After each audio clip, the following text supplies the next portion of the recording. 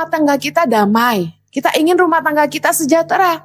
Tapi bagaimana seorang istri mengelola keuangan, itu akan mempengaruhi bahagia tidak rumah tangganya. Bagaimana seorang ayah bisa jadi ayah yang baik buat anak-anaknya, nggak cuma pulang dan marah-marah, itu akan menentukan kebahagiaan rumah tangganya. Tuhan selalu inginkan yang baik buat kita, tapi apa yang kita tabur dalam hidup kita, kita yang harus menuainya. Cara menyikapi masalah secara singkat, saya mau share tentang, sekarang kita udah kadung, kita menghadapi konsekuensi. Gimana menyikapinya? Dua hal saja. Yang pertama, jangan menyalahkan orang lain. Manusia punya kecenderungan selalu nyalahin orang lain. Selalu cari kambing hitam.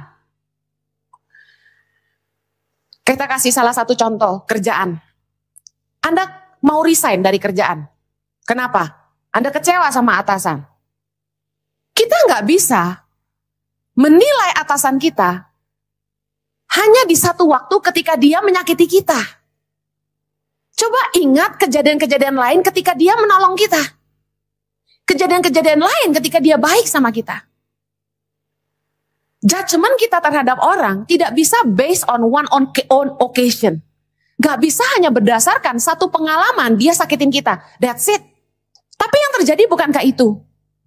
Makanya ada pepatah, jutaan kebaikan dilupakan, tapi satu kali kesalahan diingat sampai mati. Kita bikin baik sama orang tuh banyak, tapi satu kali aja kita gak nyenengin dia, mulut kita mungkin keceplosan ngomong yang nyakitin dia. That's it. Forget it. Semua kebaikan kita dilupain dan kita jelek banget di mata dia. Kita gak bisa nilai orang hanya dari kejadian satu kali dia salah gitu loh. Pertanyaannya gini, bagaimana kinerja atau performa kerjaan Anda? Bosmu oke, bosmu gak baik, bosmu gak pernah ngasih bonus, bosmu songong, apalah pendapatmu tentang bosmu. Tapi izinkan, saya bertanya, gimana kinerja kerja Anda di tempat kerja? Coba tempatkan posisi bosmu di kamu, kamu di bosmu. Kira-kira kalau Anda yang jadi bosnya, tahan gak punya karyawan kayak begini? Malas, datang terlambat, kalau dikasih tahu auban, ngerti auban? Keras kepala, gak mau dengerin. Disuruh ngerjain bertahun-tahun gak dikerjain. Udah gitu suka ngelawan. Kalau kritik hebat, tapi kalau nolongin susah gitu. Bukankah kita gitu? Kalau ada masalah tuh jangan cepet-cepet nyalain orang gitu loh. Koreksi diri sendiri. Gampang gak punya karyawan kayak kita gitu? Satu hari saya punya karyawan yang kerja sama saya 9 tahun.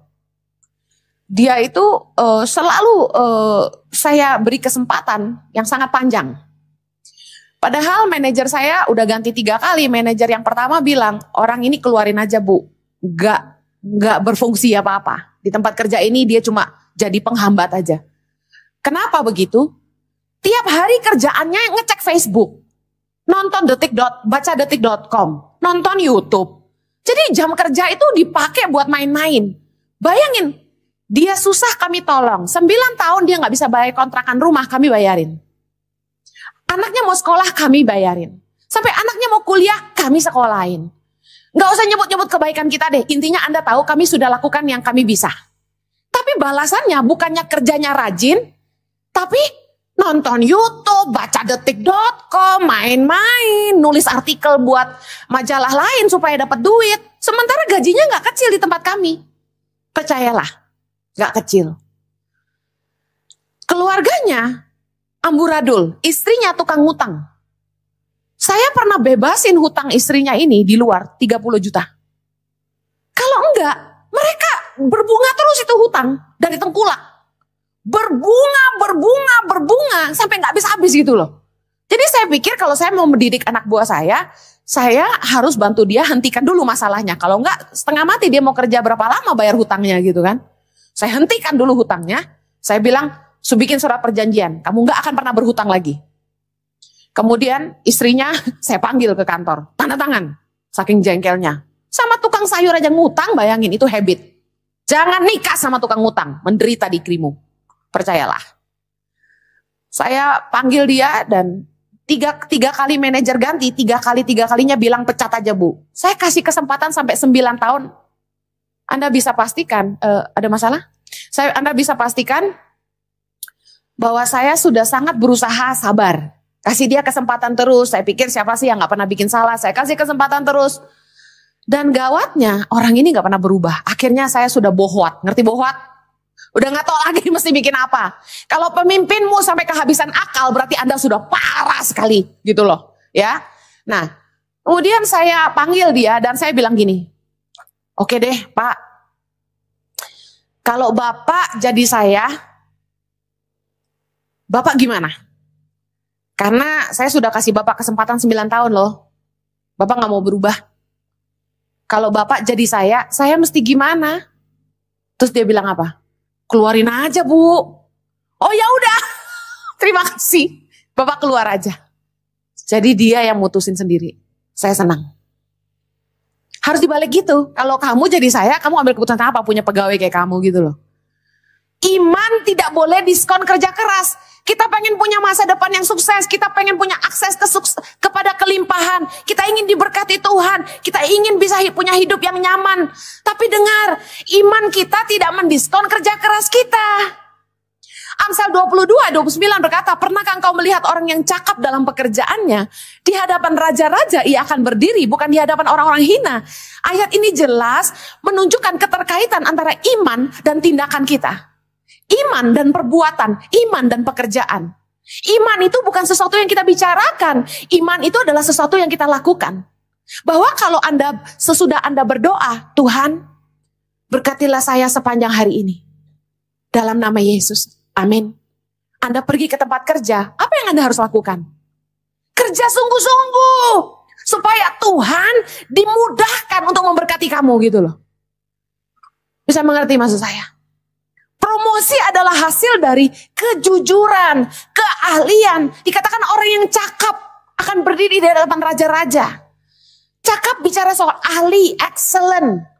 Kerja keras kita, kepercayaan yang terbangun yang membuat seseorang dipromosi. Gak bisa hanya, kamu Kristen ya? Kamu rajin berdoa? Puji Tuhan, kamu jadi manajer saya. Gak bisa. Kita pilih manajer adalah orang-orang yang handal, yang bisa dipercaya, yang jujur, yang kerja keras, yang lebih pintar dari yang lain. Ada amin? Promosi adalah hasil akhir dari pembuktian diri kita. Kalau kita berintegritas, jujur, kerja keras, kreatif, kesempatan untuk dipromosi akan lebih besar. Anda tidak bisa mempermainkan Allah. Orang harus menuai apa yang mereka tabur. Kita bicara yang lain lagi sekarang. Tadi soal kerjaan, sekarang soal pasangan. Sama, jangan menilai pasangan Anda ketika Anda dilukai saat itu. Gak fair. Karena tidak mungkin ada masalah tanpa kontribusi keduanya. Ketika kita punya masalah dalam rumah tangga, saya belajar, yang kita harus lakukan adalah ini. Berhenti saling mengkoreksi. Kita harus mulai mengevaluasi diri. Ketika saya sama Jojo bertengkar, ada masa-masa di mana kami bertengkar terus. Yang terjadi adalah kami saling menyalahkan. Saling menyalahkan. Karena garpu gak pernah merasa mirip sama sendok. Dan sendok gak merasa mirip sama garpu. Tapi beberapa orang enggak bertanggung jawab atas keputusan yang dia ambil. Segampang dia ngomong mau nikah, segampang itu juga dia bercerai. Ternyata kita berbeda. Aduh, dari pacaran juga udah beda. Sejak kapan kita sama? Sepatu aja kanan kiri, ngadepnya beda. Tapi karena itulah kita butuh sepatu berbeda di kanan kiri. Ada yang senang pakai sepatu kanan dan kanan? Pernikahan juga begitu, kita berbeda. Tapi keduanya saling melengkapi. Tapi untuk beberapa orang dijadikan alasan untuk perceraian. Sederhana sih, kalau Anda punya masalah dengan pasangan Anda. Nomor 1, perceraian tidak boleh jadi pilihan. Karena kita anak Tuhan. Amin. Gak boleh belajar apakah perceraian diperbolehkan. Hanya karena Ahok bercerai terus kita bikin seminar di gereja. Apakah perceraian diperbolehkan? Itu mah cari-cari alasan. Kalau Alkitab perbolehkan, saya yakin banyak orang yang udah bercerai. Kenapa? Karena nikah itu gak mudah. Makanya jomblo-jomblo kalau pikir mau bahagia kudu nikah, belajar dulu. Yang udah nikah aja banyak yang cerai, kenapa kamu pikir menikah untuk bahagia? Tapi apakah tidak ada yang bahagia? Pak Ishak bahagia, saya bahagia. Sekali lagi itu pilihan. Waktu kita nikah, itu kan kita janji nikah. Apakah menikah adalah sebuah keputusan yang baik? Kata firman Tuhan, itu baik. Tetapi ada konsekuensi dari membangun pernikahan. Bahwa kita harus melewati suka duka, pahit manis, gunung lembah, sakit sehat. Tapi bukankah kita sudah janji? Kita akan setia.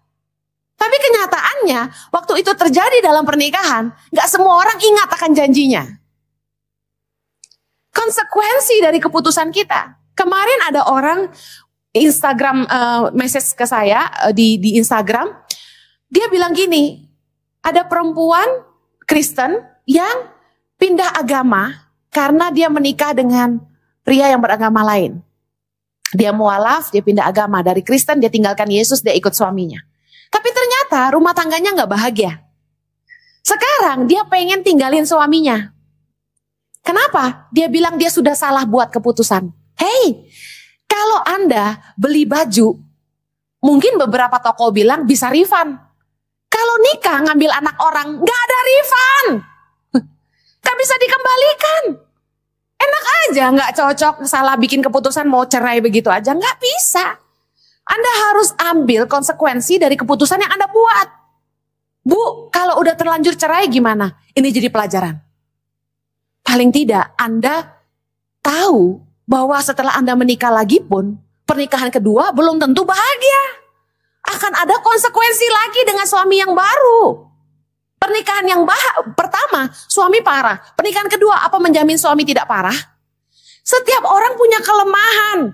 Tapi kalau Anda datang kepada saya, kasusnya itu beda-beda kita nasehatinnya ya. Untuk beberapa kasus, ada yang karena istrinya dipukulin terus. Wah, itu saya sarankan pisah. Kenapa? Firman Tuhan berkata, suami istri boleh berpisah sementara supaya masing-masing berdoa. Tapi, lalu apakah boleh menikah lagi? Gak boleh, kata firman Tuhan. Kalau dalam keadaan suami istri masih hidup, tidak boleh menikah lagi. Jadi, kalaupun mau berpisah karena istrinya dipukulin terus daripada mati, orang gereja kan kadang-kadang sok rohani. Tidak boleh tinggalkan suamimu, pulanglah kepada dia. Dia bonyok, bos. Yang nolongin dia siapa?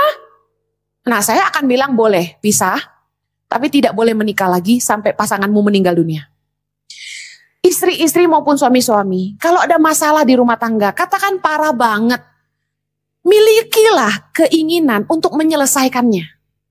Jangan biarkan masalah berlarut-larut.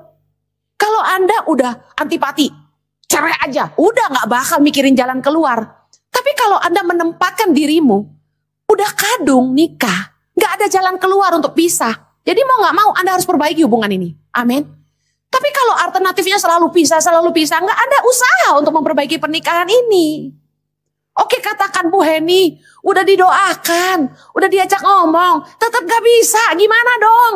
Hey, ini, kalau kita sudah doakan, yang kedua, pastikan hidup kita benar.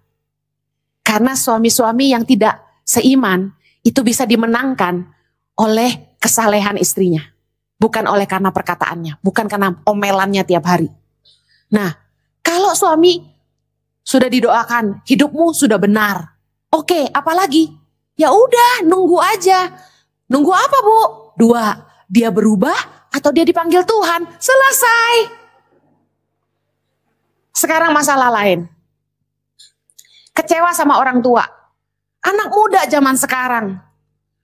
Kalau udah kena narkoba, overdosis, kalau udah jatuh dalam hubungan seksual, terus hamil di luar nikah, atau apalah yang kasus-kasus anak muda hari ini yang parah-parah.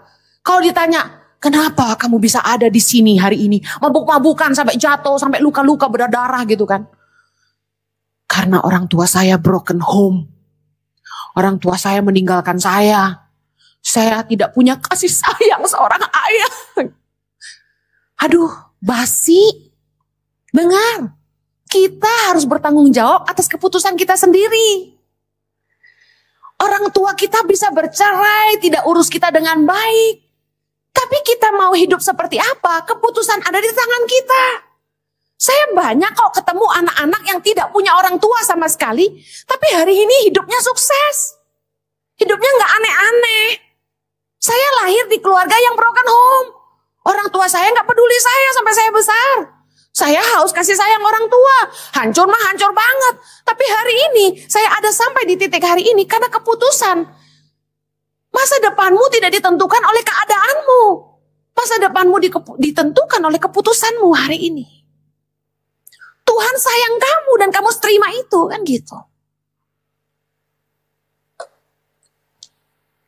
Saya percaya masalah apapun yang terjadi dalam hidup kita hari ini, jangan menyalahkan orang. Katakanlah orang jahat sama kita. Katakanlah orang itu, aduh jahat banget ngerusak hidup kita. Miliki iman dong kayak Yusuf. Yusuf itu percaya banget sama Tuhan. Orang yang percaya banget sama Tuhan, sakit aja tuh percaya Tuhan akan bekerja gitu loh.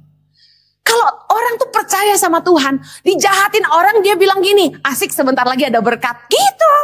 Kayak saya kalau diomongin orang yang jelek-jelek, langsung saya bilang gini, asik sebentar lagi ada berkat.